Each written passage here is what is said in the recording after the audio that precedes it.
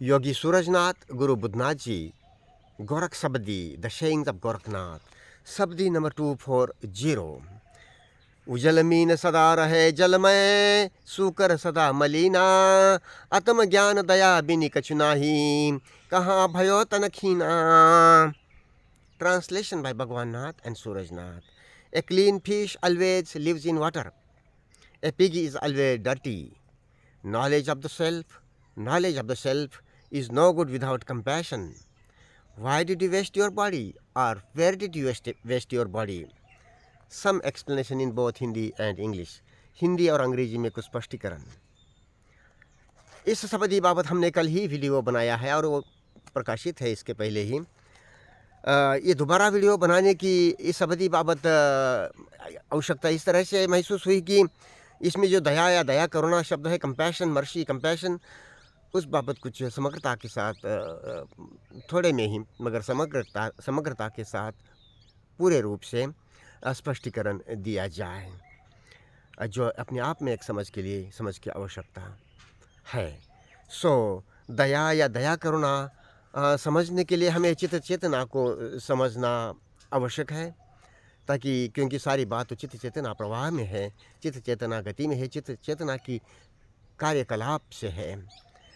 तो चित्त चेतना में दो ही मूलभूत क्षमता है। पहली क्षमता जो है वो विचार करना, चिंतन, थॉट, थिंकिंग, और दूसरी क्षमता जो है अचंत, प्रेजेंस, वर्तमानता, अटेंशन, ध्यान, मेडिटेशन, वर्तमानता, यथाभूत सदर्शन।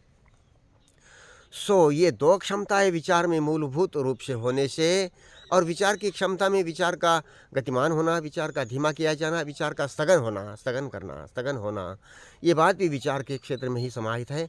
मतलब समाधि, विचार का स्थगन मतलब समाधि, विचार शून्यता, विचार का अंत नहीं, विचार शून्यता। ये जो दया की बात है, दया करुणा की बात है, ये दो क्षेत्र में यदि दो, और ये विचार करना, चंत, और अटेंशन, अटेंडिंग, प्रेजेंस, ये मूलतः अलग क्षमताएं हैं और ये एक दूसरे के विरुद्ध नहीं है। इस बाबत हमने बारीकी के साथ पहले शब्दों में स्पष्टीकरण किया हुआ है। यदि ये दो मूलभूत क्षमताएं हैं, तो इस दो मूलभूत क्षमताओं के संबंधित जो दया करुणा की बात है, दया की या करुणा की बात है, कंपैशन, लव की बात है, वो भी मूलतः अलग होना लाजमी है। विचार के क्षेत्र में विचार अनंत है, इन्फिनिट उसका क्षेत्र है, अनेक सब्जेक्ट है, केमिस्ट्री, रसायन, फार्मिंग, खेती, किसानी, कपड़े का डिज़ाइन, मेडिसिन इत्यादि इत्यादि, और वो सारे क्षेत्र उसमें अनंत अभ्यास की अनंत सीख की संभावना होते हुए भी निसर्गतः अपूर्ण होते हैं, अधूरे होते, कभी कंप्लीट नहीं होते। व्यवहार में उसकी कुछ बात की कंप्लीशन, मैथमेटिकल, साइंटिफिक कंप्लीशन हमें आवश्यकता होती है, उस तरह से वो कार्यरत होता है, मगर फिर भी वो अधूरी चलती है, इनकम्प्लीट होती है बाय नेचर, कुदरतन। विचार के क्षेत्र में दया करुणा क्या है? तो विचार के क्षेत्र में जो सर्वोच्च क्षमता है विचार की, नाम रूप के क्षेत्र में, विचार नाम रूप का टाइम का क्षेत्र है, काल का क्षेत्र है, तो इसमें सर्वोच्च क्षमता, जैसे कि गोरखनाथ ने स्पष्ट किया है कई शब्दियों में, चारी कला विचारी बैशिबा, चारी अशी में दीठा, भनत गोरखनाथ आप विचारंत, तब अमृत पीबा मीठा। ये अनंत क्षमता वाली जो चारी कला है, जैसे कि जैसे कि बुद्ध ने इसे और बारीकी के साथ स्पष्ट किया है, मेत्ता, करुणा, मुदिता, उपेक्षा। मेत्ता, काइंडनेस, कंपैशन, मेत्ता, करुणा, मुदिता, उपेक्षा, kindness, compassion, happiness, equanimity, like that. और इसको कई शब्दों में हमने स्पष्ट भी कर रहे हैं। यहाँ मूलभूत बात समझे कि मैत्री, करुणा, मुदिता, उपेक्षा, जो उपेक्षा का जो भाव है वो सुख दुख, पुण्य अपुण्य के प्रति इस तरह की जो क्षमता है, कोई पापी है, दुष्कर्म करने वाला है, तो उसके प्रति भी चैतसिकता व्यवहार के लिए जो आवश्यक है वो करेंगे, मगर चैतसिकता, समता भाव, कोई दुखी है तो उसके प्रति करुणा भाव, इस तरह से ये इसको धम्म विहार कहे, ब्रह्म विहार कहे, धम्म विहार कहे। धम्म विहार शब्द ज़्यादा संयुक्तिक होगा। गोरखनाथ और एक इसी तरह से धम्म विहार जैसे ही बिल्कुल ही अलग विज्ञानी शब्द इस्तेमाल करते हैं, चारी कला। ये अनंत मेरिट की, अनंत गुणों की चार कलाएँ हैं, और इनके साथ रहना दया करुणा का भाव दुनिया के प्रति होना, ये विचार के क्षेत्र में दया भाव, दया करुणा की बात है। इसे मोटा-मोटी समझने के लिए ऐसा समझ लें कि जो हम ज़िम्मेदारी होती है हमारी दैनंदिन जीवन के प्रति, जी शील सदाचार की बात है। शील सदाचार के साथ जीवन की ज़िम्मेदारियों के लिए सजग रहना, सतर्क रहना, यानी कि अपने प्रति, शरीर के प्रति इसको ठीक तरह से रखना ज़रूरत है। हेल्दी एंड सेंसिटिव, निकोप और संवेदनक्षम। सो आहार विहार ज्ञान ध्यान की बात, इस बाबत संभालना हमारे घर परिवार की जिम्मेदारी, हमारे मठ आश्रम की जिम्मेदारी, और आस पड़ोस की जिम्मेदारी, समाज की जिम्मेदारी, कुदरत निसर्ग की जिम्मेदारी, नेचर की प्रति हमारी जिम्मेदारी। इस तरह से जिम्मेदारी का भाव और अपने ड्यूटी काम के प्रति शील सदाचार के साथ होना। कभी गलती हो जाए तो उसको भी समझना, गलती हो सकती है, गलती ना हो ऐसा आदर्श किसी काम का नहीं। तो गलती की वकालत ना करते हुए, वो समझदार आदमी, ध्यानी ज्ञानी आदमी गलती पर वकालत नहीं करेगा, वो समझेगा, कबूल करेगा, जहाँ आवश्यक हो कबूल करेगा, नहीं करने से भी मन में महसूस करेगा, उसके संबंधित भी भाव भावना जो है कुशलता के साथ देखते हुए निर्जरा करेगा। सो विचार के क्षेत्र में मोटा मोटी ये दया या दया करुणा की बात है, कंपैशन करुणा है। अब विचार के परे का जो क्षेत्र है, अटेंशन, प्रेजेंस, ध्यान, उसमें दया करुणा क्या है? उसमें इतनी सारी बात है कि meditation, observation of what is with freedom from the, ज्ञात से मुक्त होते हुए अलग संज्ञान, मतलब ज्ञात अलग संज्ञान के साथ जो भी बदल रहा है, प्रवाही है, सो अनित्य बोध के साथ, अलग संज्ञान के साथ, यथाभूत सदर्शन आसति क्षय वो पंडिता नासती नाहीम, यथाभूत सदर्शन भाव पौना दर्शन, कुशलता के साथ, बारीकी के साथ, सहज रूप से, सतत, मोस्ट ऑफ द टाइम। मन थोड़ा बहुत भटके भी खींच के नहीं लाना पड़ता। भटका हुआ मन भटका है, ये समझने में ही, जानने में ही मन जगह पर आया हुआ होता है। तो उस तरह से बार बार कुशलता से ध्यान पर आना, और सहजता से, खुली आँख हो बंद आँख हो, ध्यान कोई स्वांग करने की बात नहीं है, समझदारी की बात है। सो इस तरह से जागत बैठे सोता, जैसे गोरखनाथ जी कहते हैं, जागते हुए बैठते हुए काम, और सोते हुए भी काम करते हुए काम में ध्यान देना है। तो ये जो प्रेजेंस ऑफ द माइंड जो है, अपने आप में जो गंभीरता के साथ जी सकते हैं, कर सकते हैं, और प्रेजेंस वर्तमानता, विचार का इस्तेमाल कर सकते हैं, विचार कभी वर्तमानता पर नहीं आ सकता, इसके बारे में बारीकी से हमने स्पष्टीकरण करते जा रहे हैं। तो यहाँ वर्तमानता जो है, चित्त चेतना की ज्ञात से मुक्त होकर के, ये विचार का कोई काम ही नहीं, ये विचार से मुक्त है, विचार का इस्तेमाल कर सकती है। सो ये अपने आप में वर्तमानता, प्रेजेंस का जीना, ध्यान का जीना, ध्यान करना, ध्यानी चेतना, ये जिसमें जो ध्यान में जो चेतना जागी होती है, बोधि जागती है, ब्रह्म अग्नि जागती है, बोधि जागती है, प्रज्ञा जागती है, उस प्रज्ञा, वो बोधि, वो इंटेलिजेंस, वो प्रेजेंस ऑफ द माइंड अपने आप में, उसे भी कंपैशन कहते हैं, उसे भी दया कहते हैं, उसे भी दया करुणा कहा जा सकता है, उसे लव कहते हैं, उसे भी, मगर वो लव जो काल के क्षेत्र में दया करुणा है, उससे मूलतः अलग होती है। और वो दया करुणा, प्रेजेंस ऑफ द माइंड, वर्तमानता, मन की वर्तमानता, ध्यान चेतना, यह विचार चेतना का, विचार दया करुणा का इस्तेमाल यथासंभव, यथा आवश्यक, यथा समय कर सकती है। एक दूसरे के प्रति जिम्मेदारी के साथ जो भी हैंडल करना है, या चैतसिकता है, मन ही मन मंगल भाव, सबके प्रति सबका भला हो, सबका मंगल हो, कुदरत रहमान रहीम भवतु सब मंगल में, इस तरह से। So some explanation in English. We have made a video of this Sabadi just yesterday and it's uploaded. But to make this another video about this Sabadi, the need of this is felt because of this word compassion, daya, karuna, compassion, mercy, compassion. So to explain this is comprehensively, to express this is this comprehensively, so we feel that let us explain it in brief but completely. So this is the matter of consciousness. Everything is the matter of consciousness, basically mind consciousness. And so to understand the mind is to understand everything basically, fundamentally, clearly.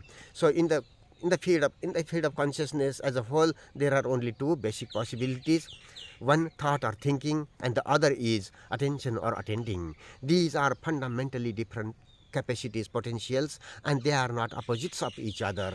Thought can use, thought cannot come unto and use attention, but thought could dominate attention, as in most of cases we see. We are explaining this again and again here. Thought, thinking, and attention or attending. Attention is fundamentally different. Attention can use thought or thinking, but thought cannot come unto attention. This is basic. So, this matter of compassion, love, mercy, daya, karuna, if this in the field of thought, thinking is one thing, and it is said that meditation is love, meditation is also compassion, so that presence of the mind and compassion or love implied in that is bound to be fundamentally different thing than the thing in the field of thought and time. This is a matter of common sense to understand. Basically, as a whole, each and every person could understand this clearly, no problem, with a little thoughtfulness, openness and thoughtfulness. So, and what is this compassion, the mercy, compassion in the field of thought then? As Gorak explains in Sabadis, some of the Sabadis, four kalas, the four kalas, चारी कला विचारी बैशिबा चारी अशी में दीठा भनंत गोरखनाथ आप विचारंत inquire into the self तब अमृत पीबा मीठा inquire into these four kalas and drink the sweet ambrosia, drink that sweet ambrosia. So, and Buddha, as Buddha explained these kalas some more clearly, more minutely, that daya, metta, karuna, mudita, upekha, metta, kindness, loving kindness, karuna, compassion, mudita, happiness, upekha, equanimity towards those, sukha, dukha, punya, apunya, towards those who are uh, in good status. They are in sukha, in pleasure, pleasant, they are in pleasant situation, they are pleasant. Compassion towards those who are in sorrow. Pleasure, happiness towards those who do good things for others, and equanimity towards those, psychological equanimity towards those who are not virtuous, who are doing wrong things in relationship. That way, this metta, karuna, mudita, upekha towards these four kalas are the highest potential capacity in the field of thought and time, and to express thus goodwill, good wishes towards all in relationship, near or far.